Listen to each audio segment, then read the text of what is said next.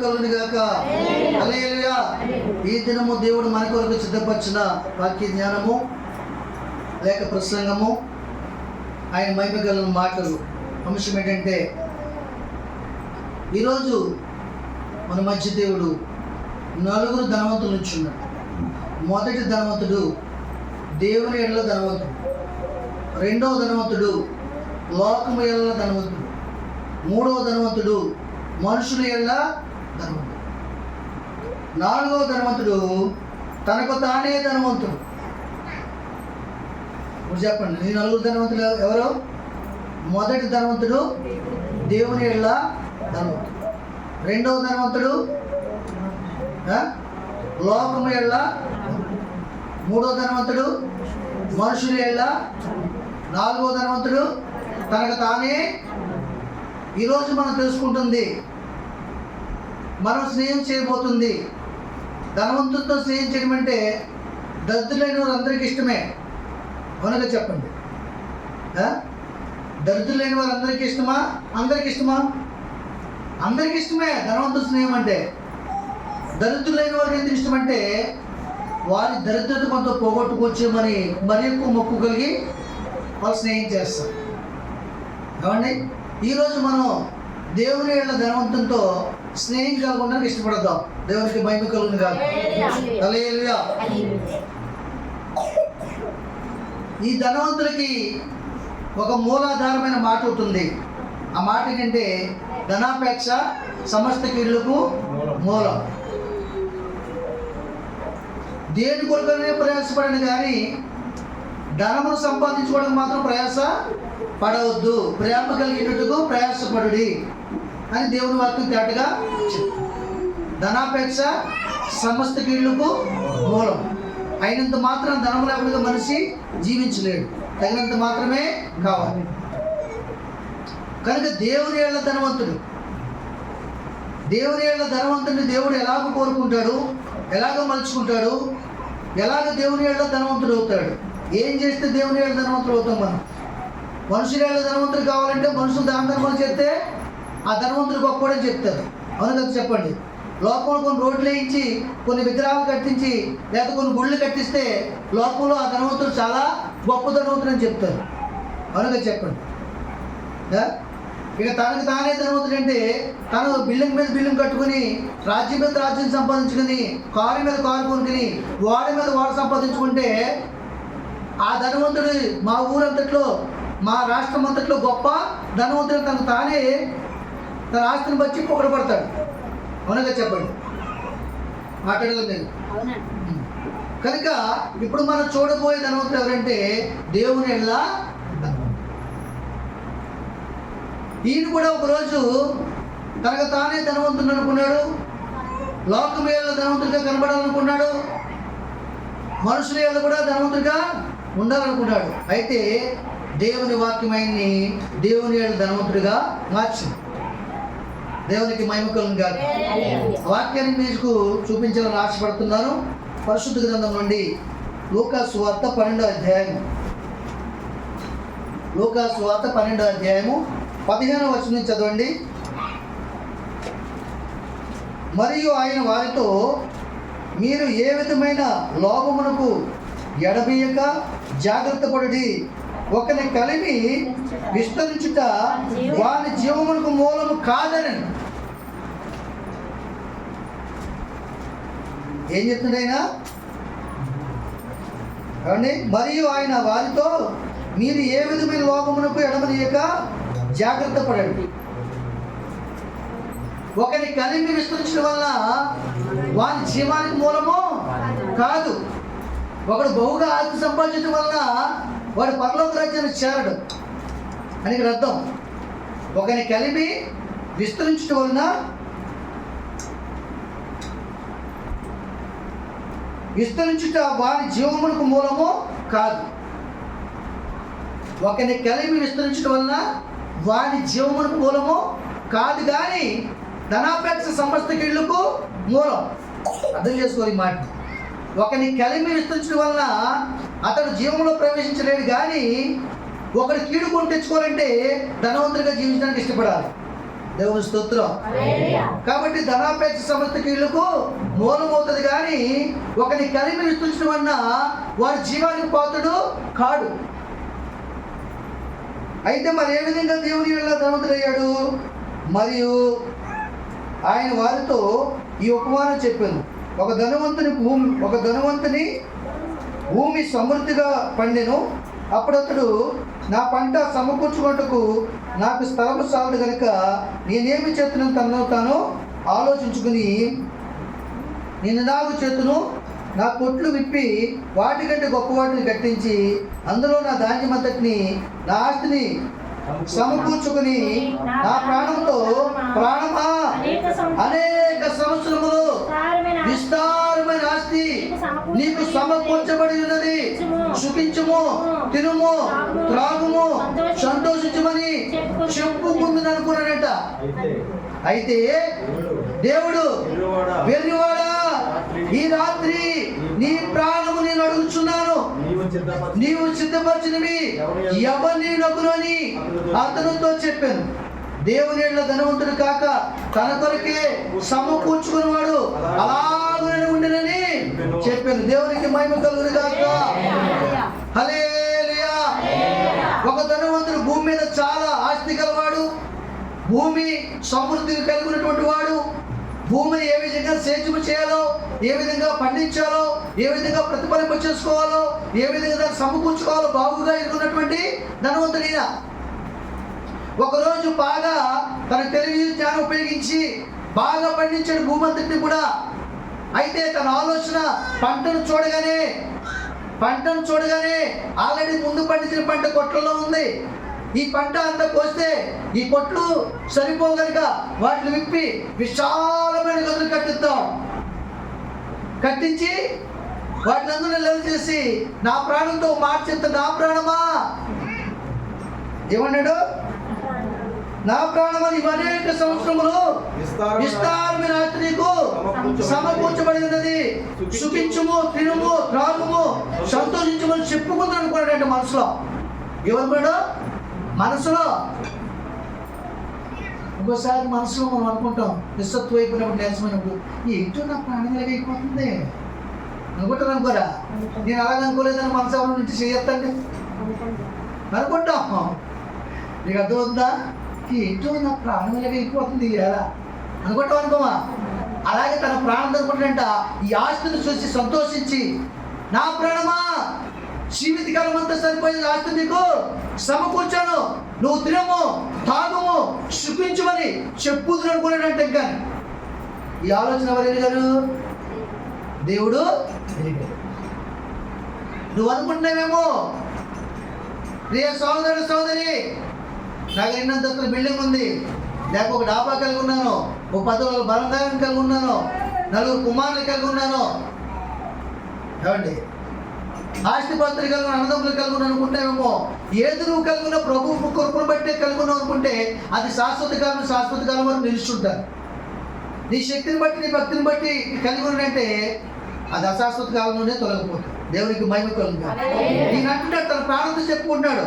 అప్పుడు దేవుడు అంటాడు, ఏమన్నాడు? దేవుడు వెర్రివాడా, ఈ రాత్రి నీ ప్రాణం అడుగుచున్నాను అంటే దీనికి అర్థమేంటో తెలుసా? మానవుడు ధనం సంపాదించుకున్నా, ఇండ్లు కట్టుకున్నా, భవంతులు కట్టుకున్నా, పాలరాత్రి పడుకున్నా, బంగారం సంపాదించుకున్నా, ఎవరి పేరు? ఆయన పేరు గాలి. బంగారు బాత్రూంలో కట్టించుకున్నాడు కదా, గాలి ముద్దుకృష్ణ నాయుడు ఏదో ఆయన పేరు. ఏమండి? గనుల శాఖ మంత్రి. గోడలు కూడా బంగారమే. అలాగే నువ్వు సంపాదించుకున్నా, ఏం సంపాదించుకున్నా దీని అంతటికి ఆన్సర్ ఏంటో తెలుసా? 2 రెళ్ళు 4, 4 4 16, 4 5 20, 4 6 24, 5 6 30 ఇలాగ ఇసుగొల్టీ లెక్కేసుకున్నా ఈ ధనము వల్ల, ఆస్తి వల్ల, అంతస్తు వల్ల, ఏమండి వింటున్నారా? ఈ ధనము సంపాదించుకున్నా, వెలగల వస్త్రములు కట్టుకున్నా, బంగారం సంపాదించుకున్నా, ఇండ్లు కట్టుకున్నా, ఇది ఏంటో తెలుసా మీకు? వెర్రి. ఏంటిది? వెర్రి. ఏమని పిలుస్తున్నాడు ధనవంతుడిని? అయినా మనమైతే ఏం పిలుస్తాం? ధనవంతుని? అయ్యగారండి, బాబు గారండి, వందనాలండి, ధనవంతులారా, మీకు వందనాలు కదా, సెల్యూట్ కొడతాం, నమస్కారం కొడతాం, ముందుకు వెళ్ళిపోతుంటాం, పక్క నుంచి తప్పుకుంటాం. ఓ గోల్డ్ సిగ్నల్ మనకి ధనవంతులు కనుకోండి వాడికి. ధనవంతులు అంటే ఎవరు ఇప్పుడు? ఈ దినాల ధనవంతులు ఎవరు? రాజకీయ నాయకులు ధనవంతులు. దేవుని స్తోత్రం కదా. చెప్పండి, వాళ్ళు చూసినాడికి ఏమవుతున్నా మనం ఒళ్ళు దండలాడుతున్నాం లేదా? పాస్టర్ గారిని చూస్తే వందనాలు చెప్పాలని పొరగోకుండా పక్క చెట్లపై చూసుకుంటాం. దేవుని స్తోత్రం. వీరికతలేండి, క్రైస్తవ ప్రపంచం గురించి మాట్లాడుతుంది. మీరందరూ చాలా మంచివాళ్ళు. దేవుని స్తోత్రం. హల్లెలూయా. ఇదంతా ఏంటని చెప్తున్నాడు దేవుడు? తన ప్రాణాన్ని సంపాదించుకున్నానని, కోడి పెట్టుకున్నానికి ఏమీ పర్వాలేదని అనుకుంటాడు ఈయన. కానీ దేవుడు అయితే వెర్రివాడా, ఈ రాత్రి నీ ప్రాణాన్ని అడుగుతున్నాను. నీ భూమి అంతా ఎవరు వశం అవుతుందో, నీ పంట ఎవరు వశం అవుతుందో, నీ ఆస్తి ఎవరు వశం అవుతుందో. ఇంతవరకు నా పేరు లిఖించబడింది, నా పేరు ఉంది, నా పేరు మీద నీ భూమి పెట్టుకున్నా అనుకున్నావే, నీ పేరు మాసిపోతుంది. నిన్ను కాపాడేవాడు ఎవడైనా ఉన్నాడా? నువ్వు కట్టించుకున్న కొట్లు కానీ, అందులో ఉన్న ధాన్యము కానీ, విశాలమైన పొలము కానీ, మంచి పంట పండే భూమి కానీ, నీ బంధువులు కానీ, నీ పనివారు కానీ, నీ దాసులు కానీ, నిన్ను పొగిన వారు కానీ ఎవరైనా ఈ రాత్రి నీ ప్రాణాన్ని కాపాడగల సామర్థ్యము, శక్తి కలిగి ఉన్నవారు ఒక్కరుంటే ఈ ప్రపంచంలో చూపించంటాడు దేవుడు. దేవుని స్తోత్రం. ఎవ్వరు భూమి మీద నీ ప్రాణాన్ని కాపాడేవారు ఒక్కరు లేదు, కానీ ఆ ఒక్కరే నా యేసయ్య. దేవునికి మహిమ. ఆయన నీ ప్రాణాన్ని కాపువాడు, నీ సంఘటనలను కూర్చువాడు. అందుకనే ఈయన ఇలా చెప్పుకుంటుంటే, భక్తుడైనటువంటి ఒక భక్తుడు, దేవుని మహిమ ఎరిగిన వాడు, దేవుని ధనవంతుడిగా జీవించాలనుకున్నవాడు ఇలాగ చెప్పుకున్నాడు. ప్రాణదేవుడు ఎలా చెప్పుకున్నాడు తెలుసు మీకు? ఎలా చెప్పుకున్నాడు మీకు? చెప్పండి, మీరు ఒక మాట చెప్పండి.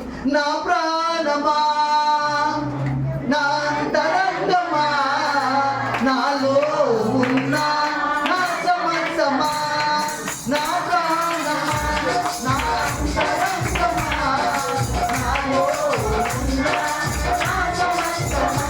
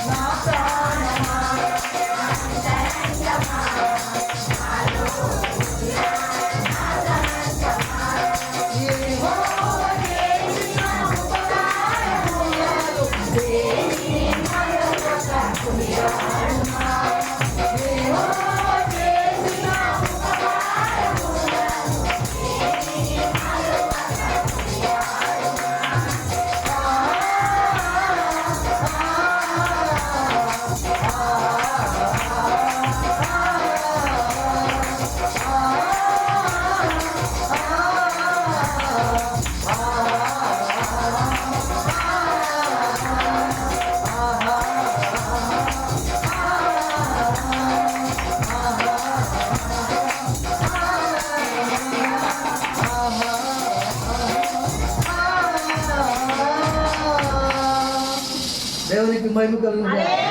హల్లెలూయా. ఈ నేను ప్రాణం ఇలా చెప్పుకుంటాడు. ఆయన ప్రాణం ఏం చెప్తాడు? నా ప్రాణమా, నీ జీవితకాలం అంతా సంపాదించాను, తినుము త్రాగుము సుఖించుము అని భ్రమలో తన ప్రాణంతో తను మాట్లాడుకుంటాడు. మనం కూడా భ్రమలో ఉంటాడు చాలా కాలం. నా పిల్లలు నన్ను చూస్తారు అని భ్రమలో పెంచుతామని, తర్వాత చూడకుండా పోతారు. దేవుని స్తోత్రం. నా వెండి నాతో ఉంటుంది, నా బంగారం నాతో ఉంటుంది అనుకుంటా. బాక్స్లో పెట్టగానే సమాధానం తీసుకెళ్ళాక వెండి కడియాలు కత్తితో నందుతారు. దేవుని స్తోత్రం. అది కూడా తీసేస్తారు. ముక్కు పుడక రాకపోతే ఒక లాగుతారు, ఇలాగా 2000 మధ్య పెట్టి ముక్కు దిగిపోయి పుడక చేతులకు వస్తుంది. ఆ పుడక కోసం గుద్దులాడుకుంటారు. దేవుని స్తోత్రం. హల్లెలూయా. ఇలాంటి ప్రాణము, ఇలాంటి స్థితి, వెర్రి పిల్లల్ని పెంచాలని వెర్రి, ఇల్లు కట్టాలని వెర్రి, ఉద్యోగాలు సంపాదించాలని వెర్రి. అంతేగాని ఒక రాజ్యం ఉంది, ఒక నీతి ఉంది, ఒక ధర్మశాస్త్రం ఉంది. యెహోవా ధర్మశాస్త్రం ఆనందించేవాడు, దివారాత్రులు ధ్యానించేవాడు ధన్యుడు. ఆ ధన్యకరమైన జీవితం నేను కలిగి ఉంటాను. అదే ధనవంతుడు, దేవుని ఏళ్ళ ధనవంతుడు అతడే కదా. ఒకరోజు ధనవంతుడు పేదవాడు ఇద్దరు కలిసి ప్రార్థన చేస్తారు. ఏమండి, ధనవంతుడు తను హెచ్చించుకుని ప్రార్థన చేస్తాడు. అవునగా చెప్పండి. ఎవరు దేవుని రాజ్యం చేరారు?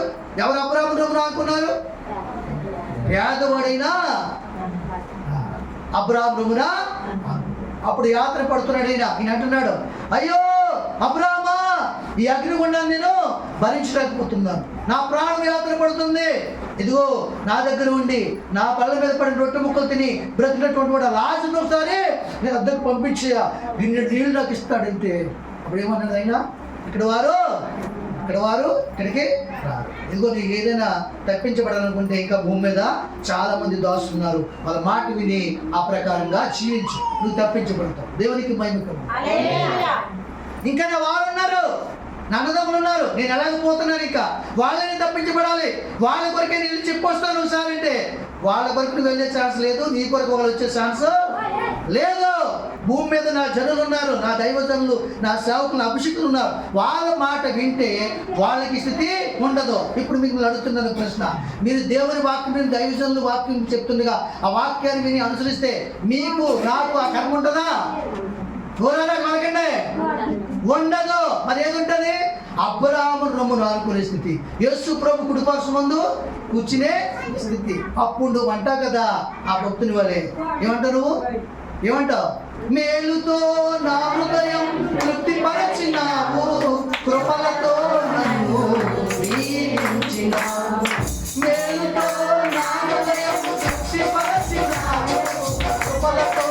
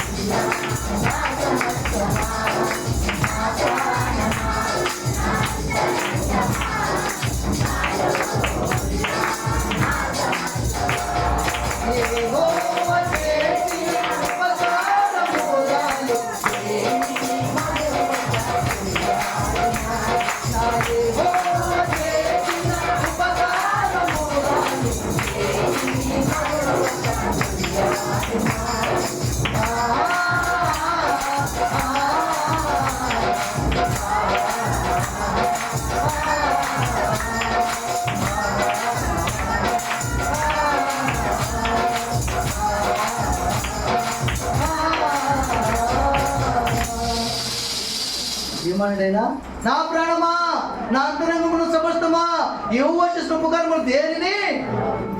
ఏంటిది? ప్రాణాన్ని చేసిన ఉపకారం ఏంటి? దేవుడు మనిషికి ఉపకారం చేస్తాడు, భక్తులకు ఉపకారం చేస్తాడు, భక్తిహీనులు కూడా ఉపకారమైన చేస్తాడు, వాళ్ళ త్రోవకు వాళ్ళు చేస్తాడు. అవునుగా చెప్పండి. మరి జంతువులన్నింటికి దేవుడు ఉపకారం చేస్తాడు, సజీవులన్నీ అన్నింటి కూడా, జీవులన్నింటికి కూడా ఉపకారము చేస్తాడు. ప్రాణానికి ఉపకారం చేయడం ఏంటి? ప్రాణానికి దేవుడు చేసే ఉపకారం ఏంటి తెలుసా? ఈరోజు నీవు నేను ఆరోగ్యంగా ఉన్నామంటే అది గొప్ప ఉపకారం. ఈ ప్రాణం ఆరోగ్యంగా లేక అల్లాడిపోతూ రొమ్ము కొట్టుకొనొచ్చు, ఆస్తిపోతూ తాకట్టు పెట్టి ఆస్తులు అమ్మేసుకుని బంగారం ఇంతవరకు ప్రేమించి వేసుకున్న నట్ల అన్ని అమ్మి వేసి ఈ ప్రాణాన్ని ఆరోగ్యాన్ని సంపాదించుకోవడానికి హాస్పిటల్ చుట్టూ తిరుగుతున్నారు జనులందరూ కూడా. అయినను వారి కార్యము దొరకట్లేదు. ఒక వ్యాధి పోతే మరొక వ్యాధి, ఎముకలు సలుపు పోతే కిడ్నీ సలుపు, కిడ్నీ సలుపు పోతే నడుము సలుపు, నడుము సలుపు పోతే తలలో కంతులు పోతే కళ్ళు ఆపరేషన్ పోతే మోకాళ్ళ మార్పిడి. చూసారా? దేనివల్ల చెప్పండి? అబద్ధాన్ని, అసత్యాన్ని అనుసరించి ధనాపేక్ష కలిగి ఉంటే నీ ఎముకలకు కుళ్ళు వస్తుంది. ఏమవుతుంది? ఏవో అయింది భయపడుతు కలిగి శరీరాన్ని విడిచిపెడితే నీ ఎముకలు సత్తువా, నీ శరీరానికి ఆరోగ్యం, నీ మనసుకు నెమ్మది, నీ హృదయానికి ఆనందం. ఏది కావాలో తెలుసు. ఇప్పుడు లోకానందం కావాలా, దైవానందం కావాలా, ఆత్మానందం కావాలా, శరీరానందం కావాలా, హృదయానందం కావాలా, మనసుకు ఆనందం కావాలా, ఆత్మాభిషేకం కావాలా, ఆత్మసాక్షికి మనస్సాక్షికి వాత వేసుకునే మనసుకి కావాలా? ఏం కావాలి? నిర్ణయించుకో. నీలో ఉన్న ఆత్మకు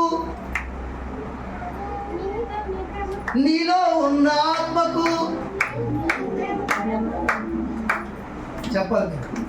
నీలో ఉన్న ఆత్మకు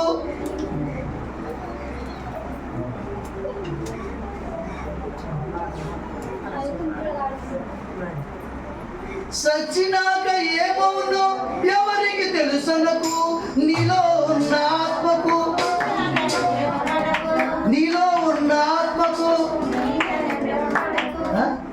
చెప్పండి. నీలో ఉన్న ఆత్మకు గాలని భ్రమపడకు. చచ్చినాక ఏమవునో ఎవరికి తెలుసనకు. నీలోని ఆత్మకు స్వర్గము నరకము, నిర్ణయించు సమయం ఇదే, కళ్ళు తెరచుకో.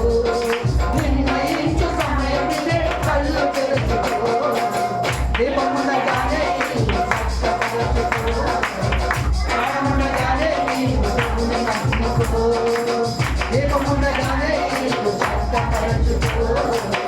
నీ ప్రాణముండగానే నీవు ప్రభుని నమ్ముకో. మనిషిగా పుట్టినోడు మహాత్ముడైన మనల భక్తిలో కలయమలయుగా. ఇసుకుని పోలేడు పుస్తకములైన ఇలా సంపాదన వదలవలయుగా. దీపముండగానే నీవు కష్టపడుకో, ప్రాణముండగానే నీవు ప్రభుని నమ్ముకో. దీపముండగానే నీవు కష్టపడుకో, ప్రాణముండగానే నీవు ప్రభుని నమ్ముకో. దేవునికి మహిమ కలుగును. నీలో ఉన్న ఆత్మ గాలిని, చాలా మంది గాలి అంటారండి. గాలి అంటే ఏం తెలుసా? ఆత్మక దెయ్యం, దురాత్మది.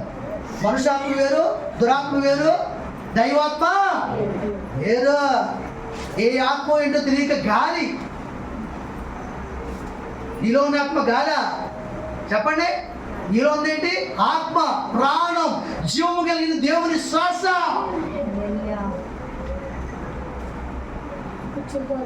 అది విలువ పెట్టి కొనబడ్డదే. ఆ విలువను ఎవరు కూడా లెక్కలేని ప్రపంచంలో.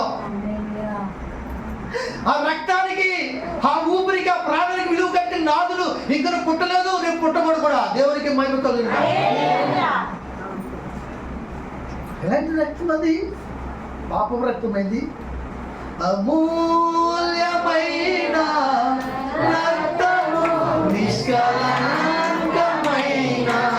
రక్తము, అమూల్యమైన రక్తము, నిష్కలంకమైన రక్తము, యేసు రక్తము, రక్తము, యేసు రక్తము, రక్తము, రక్తము. దేవునికి మహిమ కలుగును. అమూల్యమైన రక్తము, నిష్కలంకమైన రక్తము, వెలకట్టలేని రక్తం. గాలిని భ్రమపడక. అది ఎత్తులో కనబడి అంతలో అయిపోయి గాలి కాదు. చుట్టూ తిరిగి వచ్చి ప్రపంచాన్ని నాశనం చేసే గాలి, ప్రపంచాన్ని కాపాడే జీవాత్మ. యెహోవా చేసిన ఉపకారములు ఎన్నెన్నో. ఈరోజు మనం ఆరోగ్యంగా ఉన్నాం. 55 ఏళ్ళ వయసు నాకు ఇంకనూ ఆరోగ్యంగా ఉన్నాను. ఇక బుద్ధి కూడా ఆరోగ్యంగానే ఉంటారు. ఎందుకు మాట చెప్పగలుగుతున్నానంటే, నీ భక్తునికి ధైర్యమో పుట్టించదా? నువ్వు చేసే పని కూలి చేతికి వస్తుందని సాయంత్రం నీకు తెలియదా? తెలుసా తెలీదా?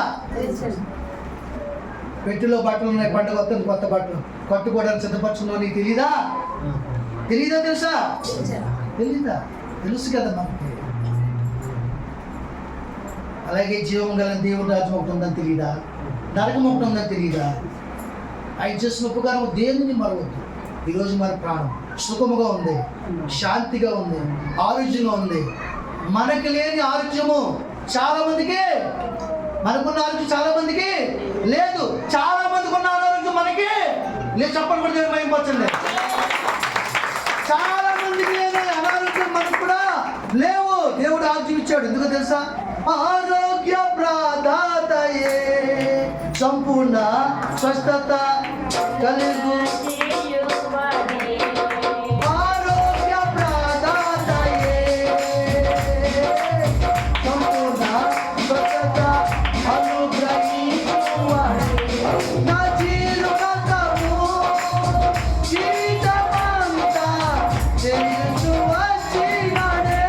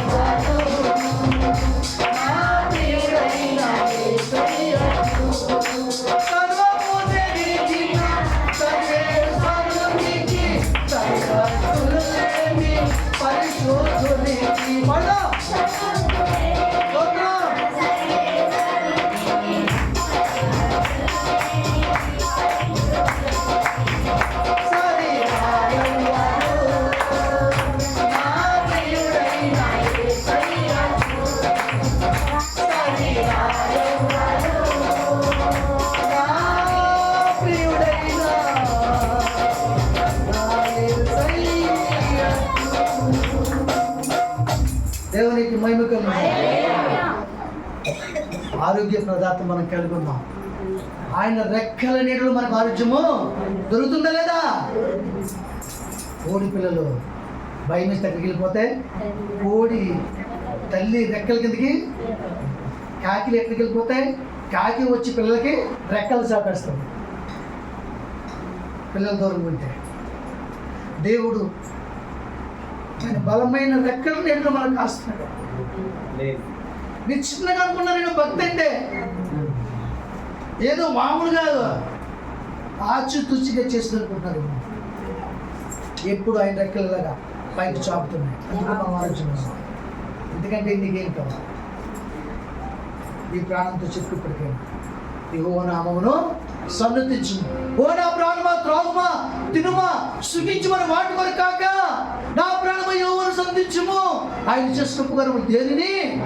నా ప్రాణమా నా జీవితకాలం అంతయు నా దేవుని కీర్తించెదను. నా ప్రాణమున్నంత వరకు నా దేవుని స్తుతించి ఆరాధించుదును. అనుదినము ఆయన గడప కనిపెట్టుకుని చెందును. అనుదినము కూడా ఆయన సన్నిధానములో ఆయన కృప చేతనే జీవిస్తాను. అనుదినము కూడా ఆయన కృపలో నేను భద్రము చేయబడతాను. అనుదినము నా కుటుంబము నేను ఆయన పాదపడిగా జీవిస్తాం. ఒకసారి మననం చేసుకో, ఒకసారి నిబంధన చేసుకో. భక్తుడు అంటాడు కదా, అనుదినము నీ అనుగ్రహమే నా రాజా ఆయుష్కాలము నీ వరమే నీ కాలము నీ ఆలోచనలు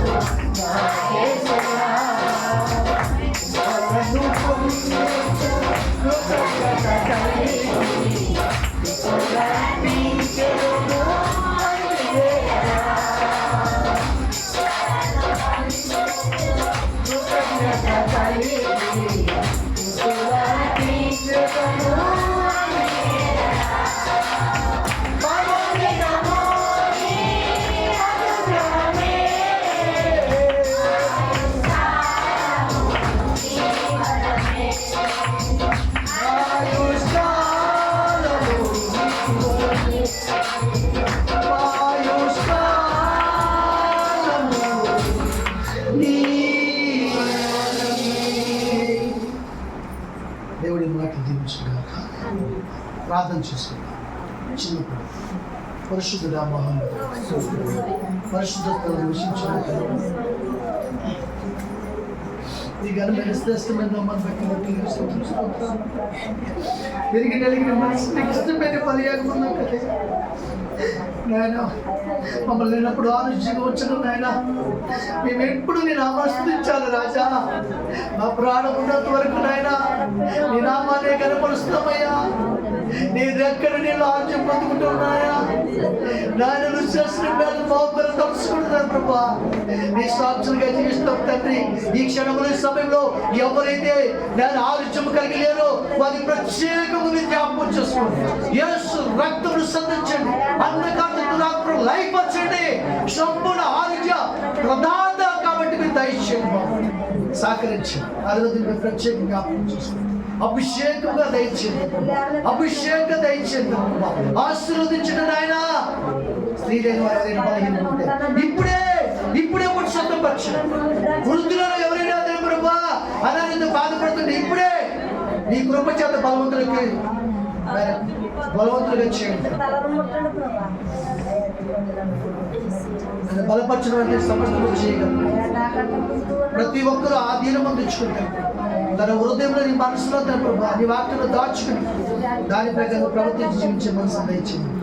రీతిని లేఖన దృష్టి తెలుపకుండా ప్రతి ఒక్కరి మనసులో హృదయంలో అంతరంగం నాటింపు చేసి పలింపు చేసి దూరంగా అభివృద్ధి చేసి ఈ రాజ్య నివాసం తీసుకెళ్తే మరి సహాయం దయచేయండి. ఎత్తబడే ఈ చిన్న మందిని మీరు చూడమని మీ కను దృష్టి ఉంచమని నా తోటి సహకార్యం దైవజాడు కుటుంబాన్ని